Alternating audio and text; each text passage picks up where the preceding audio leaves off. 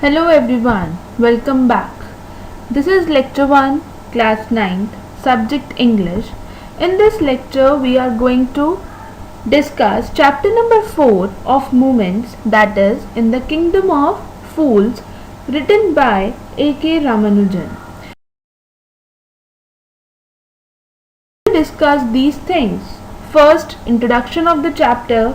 Second, explanation of the chapter. Third, character sketch of the characters which will be there in the story. Fourth, title and message. What is the message conveyed through the story by the writer and how is the title apt? And in the end, we will also discuss the meanings of the new words. Now, let's start with the introduction of the chapter. This story highlights the fact that in the kingdom of fools, people's lives can be in danger as the king and his ministers were brainless and did not do things in a normal way. As the title of the story suggests, that in the kingdom of fools, that represents what? That the story is plot in the kingdom which was full of foolish people, and living in such kingdom can be dangerous for people who are living there, as the people, not only the people but the king and the ministers were brainless. It is a place where everything is in reverse and justice is not given.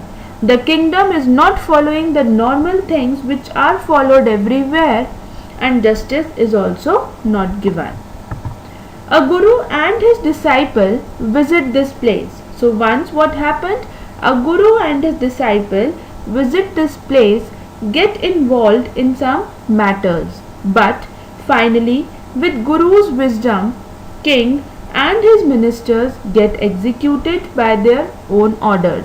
So when they visited, they got involved in some matter, but with guru's wisdom they finally came out, and not only they came out but also that led to the execution of the foolish king and his silly minister. After their execution, normalcy is restored in the city. After their removal, normal things started happening in the kingdom.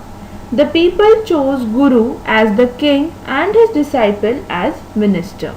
So finally, the Guru and his disciple turned out to be the next king and the minister of that kingdom. About the kingdom. So let's see what was the kingdom all about. It is the story of a kingdom where the king and the minister both were foolish. They had ordered that night be treated as day and all people should work after dark. They should go to bed as soon as the sun came up. That means they were not doing the normal things.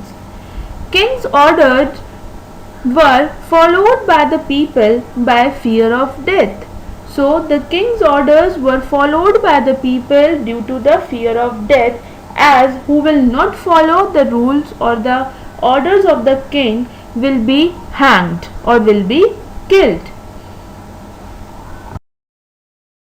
Let's see the explanation of the chapter. This story is about a strange kingdom where its king and ministers act as fools profoundly. In comparison to other nearby kingdoms, their working methods and operations were childlike and also foolish in nature. Once they decided to go against the phenomenon of day and night, they passed the order of calling day as night and vice versa. And people of the kingdom were forced to work at night and sleep during daylight. That means the king and his ministers were stupid. They ordered that night should be treated as day and all the people should work at that time. They should go to bed as soon as possible the day broke. The orders were followed blindly by the people under the fear of being put to death if not followed. This delighted the king and his minister, and the way the people were following their orders made the king and his ministers very happy. Once a guru and his greedy disciple arrived to the kingdom. They found it weird, strange, that in the daylight people were fast asleep and the streets were deserted. The streets were deserted means there was no one on the street, there was no shop open, it appeared like a desert, like no one lives there. Also in the city they found that everything cost same, be it food or clothing. They both enjoyed sumptuous food, enormous amount of food for some days together. Well, one day the Guru took leave by saying that this is the kingdom of fools and anything can happen here. So what happened? Once a Guru and his disciple came to the kingdom and they find it strange. What did they find strange?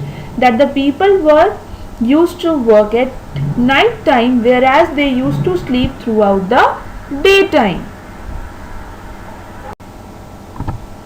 You cannot really trust fools. So the Guru was full of wisdom, and after living some days there he decided to leave the place as it was not safe to live for many days in such place. He even advised his disciple, but while the disciple, being greedy about food, did not heed, did not pay attention to his words and decided to stay in the city for the love of food. As the food was so cheap there, everything was of same cost. The Guru was gone. The Guru left the place.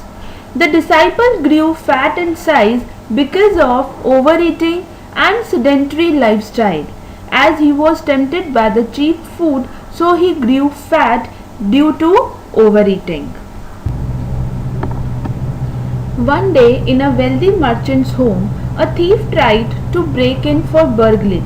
He made a hole in the wall, and while going the wall collapsed, killing him instantly. The brother of the thief approached the king for justice. The king assured him justice and called for the merchant. So once what happened, a thief broke into the house of a rich merchant to steal his valuables by breaking a wall. But as he was going out with the stolen stuff, the old wall fell on him and killed him. The brother of the thief complained before the king that the owner of the house was to be blamed for the death and he demanded justice. The king heard the case and the merchant was found guilty because his house wall collapsed and killed the thief. So ultimately the merchant blamed the mason, the builder of the house. When the merchant was being called on the complaint against him for building the weak wall, the merchant blamed the bricklayer who built the wall, as it was thought that his bad workmanship created a weak wall. The mason, the bricklayer, blamed the dancing girl who distracted him when he was making the wall by passing in front of him a dozen times during the day. And as the dancing girl, as she used to pass by, the juggling sound of her anklets distracted the bricklayer, which resulted into the building of the weak wall. And the goldsmith, the dancing girl blamed the goldsmith that she had put the order, who called her so many times to deliver the jewelry she had asked to be made, but he did not deliver it on time, leading to the distraction of the bricklayer. And ultimately the blame came upon the goldsmith. Then the goldsmith blamed the family of the merchant only. He blamed the merchant's father as he had been making the urgent jewelry for him, thus led to the delay of the order of the dancing girl's jewelry. Now the ultimate blame came upon the merchant himself. Though the fault was of his dead father, as the house was built in his father's time, but The merchant inherited everything from his father, so according to the king, the death punishment for his father must be passed on to the merchant. Soon a stake for execution, that is for death, was made. However, the stake that was built turned out as heavy one, and the merchant was a thin man to be executed on it, to be hanged on it. So a new stake was built for the execution of the merchant, but the merchant was too thin to fit the stake. So what was the alternative that was sorted out? Since all ministers and their king were fools, they could not think of any other option, hence said that a fat man should be brought for the execution. The soldiers searched the town, and that fat disciple was found for execution. Now they needed a man to fit on the stake, as the stake was made and someone has to be hanged on that stake, but the merchant was not fitting in that snake, was unable to fit that snake as he was too thin.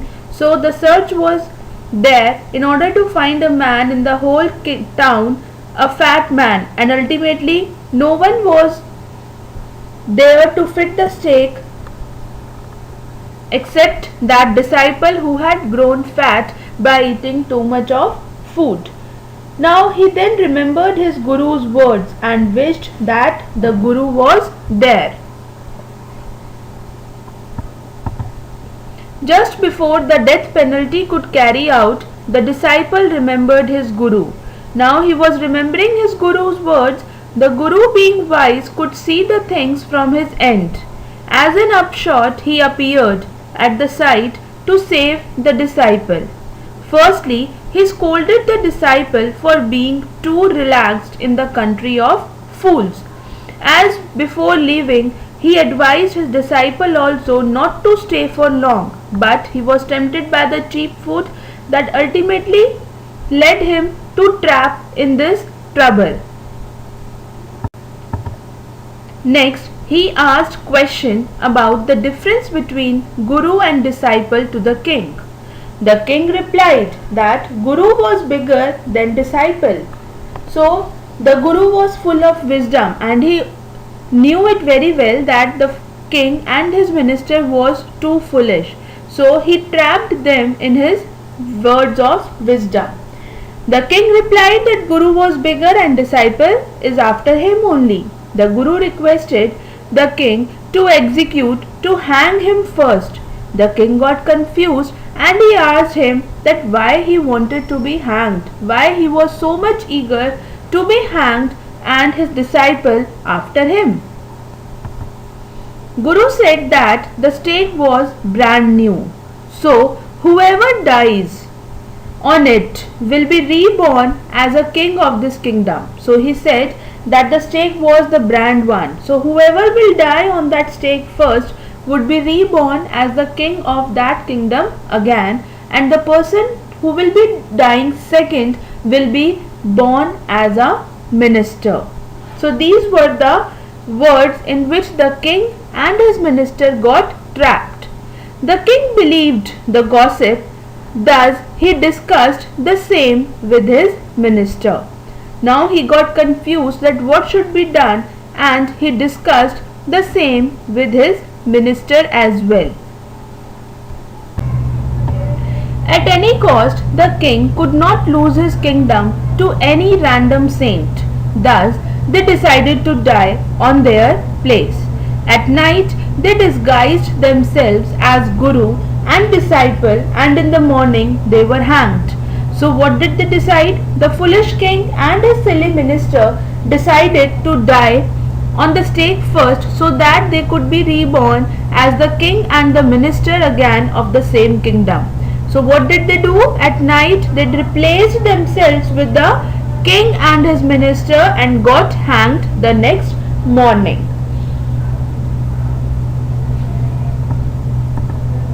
When people found out that their king was dead, they took a sigh of relief, as they also knew that they were living in a kingdom which was run by a foolish king. So afterwards they requested Guru and his disciple to take over the kingdom as a king and a minister respectively. Now the dead bodies of king and the minister were taken down. The people mourned their deaths and also requested the Guru and his disciple to become the king and minister of the kingdom. The Guru and disciple agreed on the condition that they would change all the laws back to the normal laws of any other kingdom. So finally they agreed to be their king and the minister, but on one condition, that they would be working normally like the work is being carried out in all other kingdoms. So if we see the conclusion, we will find that trusting fools is a grave mistake that can put anyone's life on stake. Fools don't know what to do. They don't know how to find a feasible solution to a specific problem. Now let's have a look on the character sketch of the various characters in the story. The main characters, we will discuss their character sketches. Let's start with the first character, Guru. The Guru comes across as a wise person, not attracted by cheap foods and commodities in the kingdom. Guru shows presence of mind and alertness when he decides to leave the kingdom of fools. He has the capability of predicting the future when he advises his disciple that staying in this kingdom would be dangerous.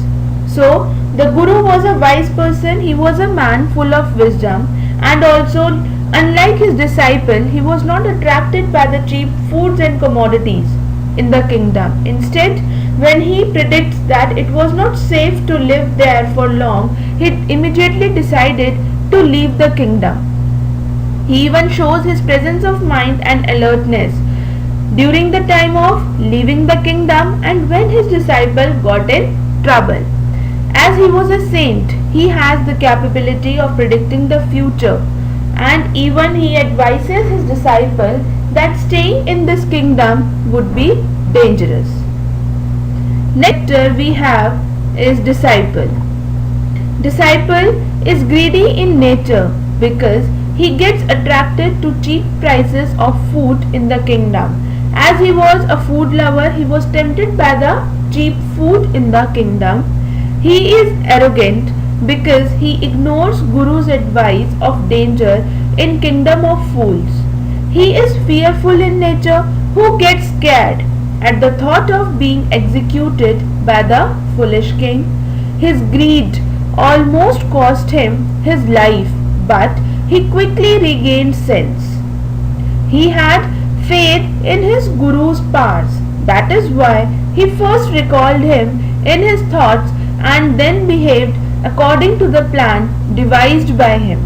So, disciple was greedy, he was arrogant, as he ignored his Guru's precious advice.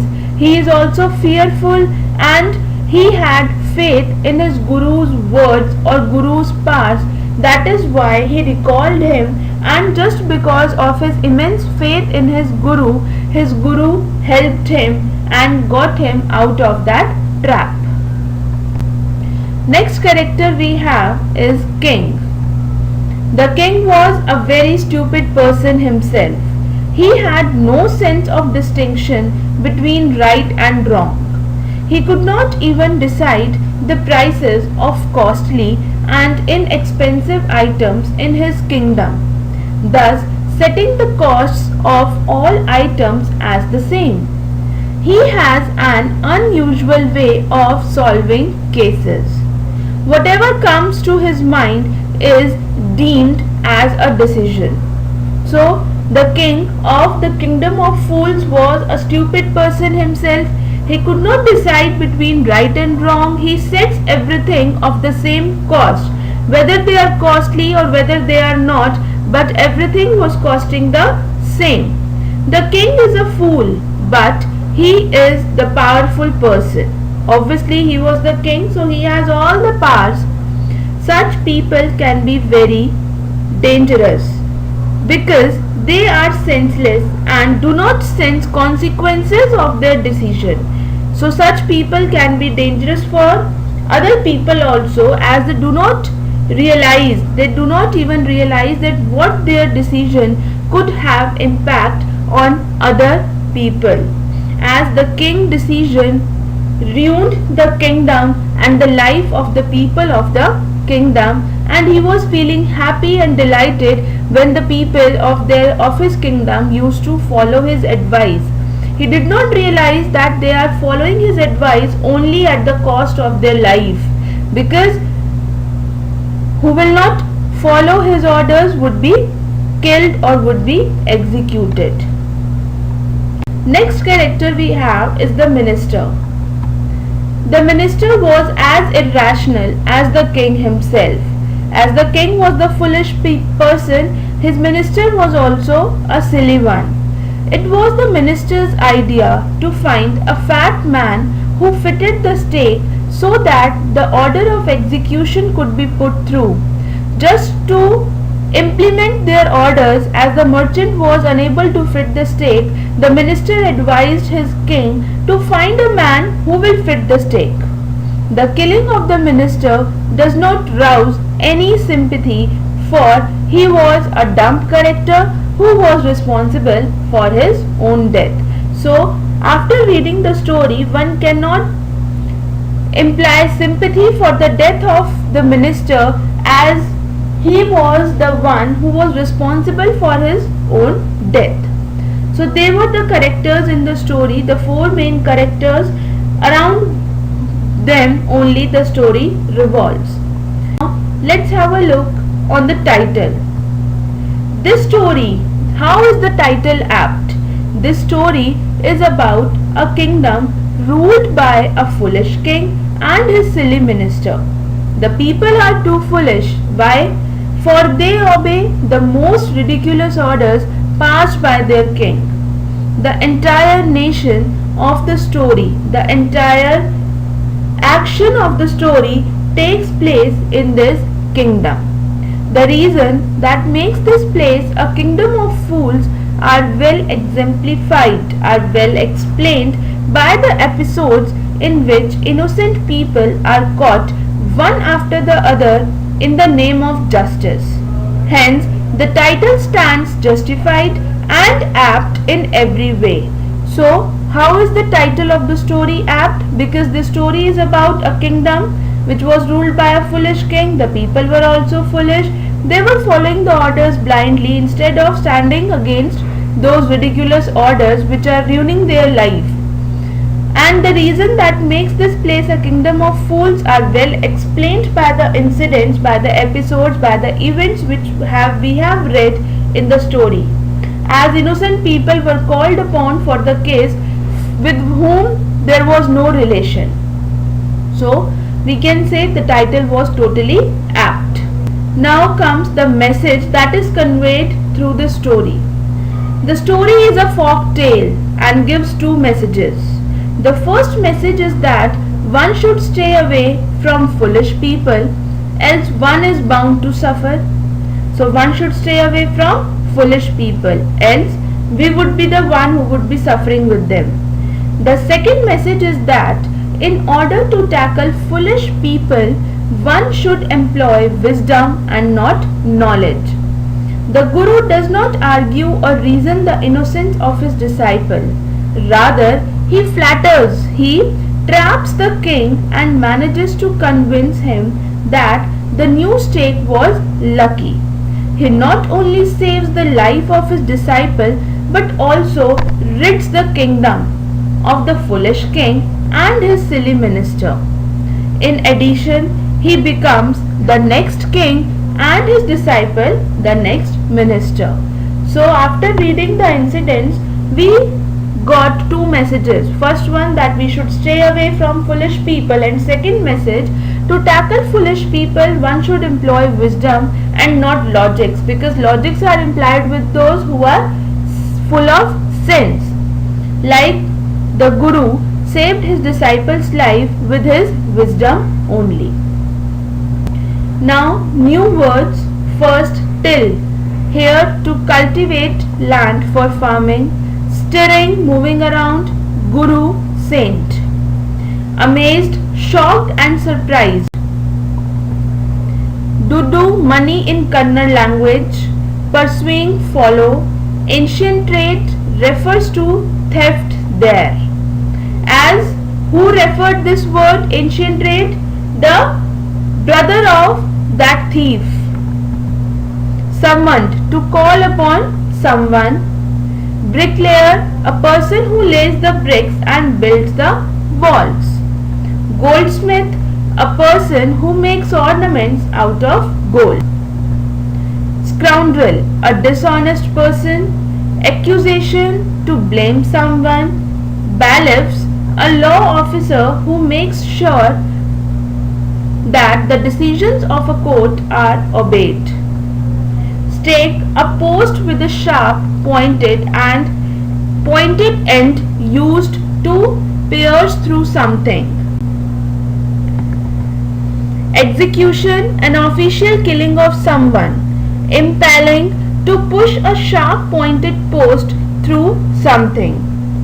Decree, order. Scrape, a difficult situation that one has got into. Clamor, to insist on something. Postpone, to put off something for a later time. Disguised, a different appearance in order to hide one's identity.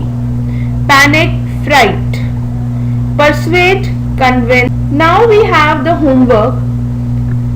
After reading the chapter thoroughly, going through the character sketch, introduction, explanation and new words, you will be doing the textual questions of this chapter in your English Fair notebook. Do mention the chapter number, name, date, homework, and then leaving one line, continue with question 1, then your answer. After each and every answer, draw margins using scale and pencil.